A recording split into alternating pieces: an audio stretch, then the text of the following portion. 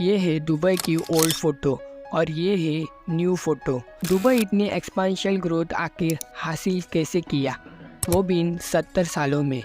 आज दुबई दुनिया का ग्लोबल बिजनेस हब बन चुका है। बुर्ज खलीफा एज अ मॉडर्न एरा का प्रतीक बन गया है। दुबई का पाम आइलैंड वर्ल्ड का ओनली आइलैंड है जिसका निर्माण इंसानों द्वारा किया गया है। आज दुबई स्पोर्ट्स को भी काफ़ी ज़्यादा प्रमोट कर रहा है बाय इंट्रोड्यूसिंग T10 लीग और बड़े बड़े स्टेडियम बनवा रहा है। आज दुबई का टूरिस्ट सेक्टर भी काफ़ी ज़्यादा बूम कर रहा है। दुबई की one of the most contributor sector ये टूरिज्म सेक्टर ही है। तो आखिर ऐसे कौन से रीजन से जो दुबई को इतना आलीशान बना रहा है, वीडियो को एंड तक जरूर देखिए और ज़्यादा से ज़्यादा शेयर कर दीजिए। Let's begin.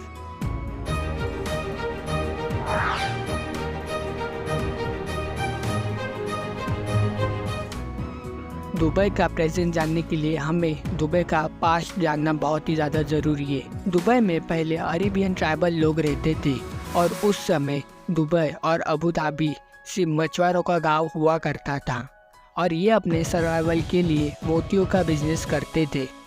Business mainly economically support दे रहा था।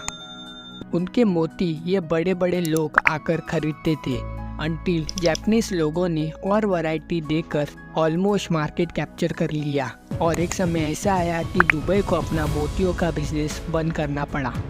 साल 1833 में दुबई के फॉर्मेशन के पीछे मखदूम बिन बुट्टी को क्रेडिट जाता है बिकॉज दुबई का जो एरिया है वो दूसरे देश जाने के लिए एक ब्रिज का काम करता था। मीन्स जैसे इराक सऊदी जाने के लिए शिप्स को एज अ शॉपर का काम करता था। इसका एडवांटेज देखते हुए मखदूम बुट्टी ने एक इम्पोर्ट एंड एक्सपोर्ट का बिजनेस चालू किया because most of the ships ये दुबई के अंदर तक आ सकती थी। काफ़ी वेयर हाउसेस एंड डेवलपमेंट के चलते ये दुबई का one of the most trading hub बन गया। दुबई की किस्मत तब पलटी साल 1958 में दुबई ने न्यू रूलर बना का नाम था शेख रशीद बिन सईद अल।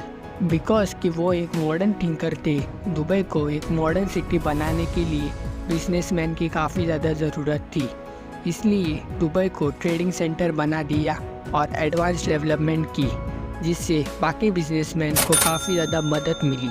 जैसे कि शिप्स के लिए पोर्ट्स बनवाए, काफ़ी ज़्यादा एक्सटर्नल डेवलपमेंट किया। साल 1966 में दुबई ने डिस्कवर किया black gold, yes crude oil. But Dubai काफ़ी कम ऑयल रिजर्व करता था। उनके कंपैरिजन में अबू धाबी सऊदी अरेबिया के काफ़ी ज़्यादा बड़े बड़े क्रूड ऑयल रिजर्व थे। बट दुबई ने ऑयल को अपना अर्निंग सोर्स कभी कंसीडर ही नहीं किया। अब आते हैं वो कौन से रीजन से जिसकी वजह से इतना बड़ा बना Dubai. First, infrastructure development. Dubai में बिजनेसमैन को अट्रैक्ट करने के लिए इंफ्रास्ट्रक्चर के ऊपर काफ़ी ज़्यादा पैसा खर्च किया, जैसे कि रोडवेज ट्रांसपोर्टेशन फैसिलिटीज़ प्रोवाइड करी। फिर दुबई के शेख रशीद ने पोर्ट बनवाए जिसका नाम रशीद जेबिल अली। ये दो बड़े पोर्ट वर्ल्ड की नंबर 1 बने। दुबई की इकोनॉमिक पर एक बड़ा इम्पैक्ट पड़ा। अब दोस्तों, लोग बिजनेस करने के लिए आएंगे, उनके लिए रहने खाने की सुविधा तो होनी चाहिए, इसलिए बड़े बड़े होटल्स बनाए। अल अरब ये दुबई का पहला 5 स्टार होटल है जिसे प्योर गोल्ड का इंटीरियर दिया गया है। फिर दुबई ने डेवलपमेंट किया एयरवेज पर। यूरोपियन कंट्रीज ट्रैवल करती है तो दुबई के एयरपोर्ट को भी डेवलप किया। प्लेन्स आने के लिए दुबई ने एयरपोर्ट पर फ्यूल सस्ता कर दिया जिससे कि बाकी के जो एयरप्लेन्स है वो दुबई में आकर रुकने लगे, जिससे कि नेशन को काफ़ी ज़्यादा फ़ायदा मिला। आज Dubai one of the most business hub बन गया है। आउटसाइडर इन्वेस्टर भी आज दुबई में काफ़ी ज़्यादा इन्वेस्ट कर रहे हैं। Second, tourism sector. भी ट्रैवल एंड टूरिज्म सेक्टर में मोस्ट कंट्रीब्यूट सेक्टर है। अराउंड 25% तो इनका टूरिज्म सेक्टर से ही रेवेन्यू जनरेट होता है। दुबई की बुर्ज खलीफा देखो, और दुबई ने टेक्नोलॉजी का एक AI म्यूजियम बनाया है जिससे कि फ्यूचरिस्टिक चीज़ें दिखाई जाती है।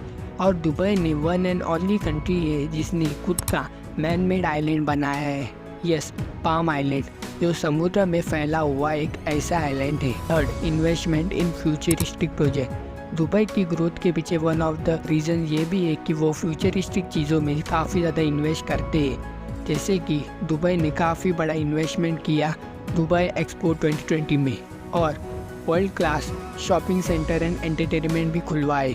दुबई ने टूरिज्म के लिए वर्ल्ड क्लास शॉपिंग हब भी बनाए, जैसे कि दुबई का सबसे बड़ा मॉल।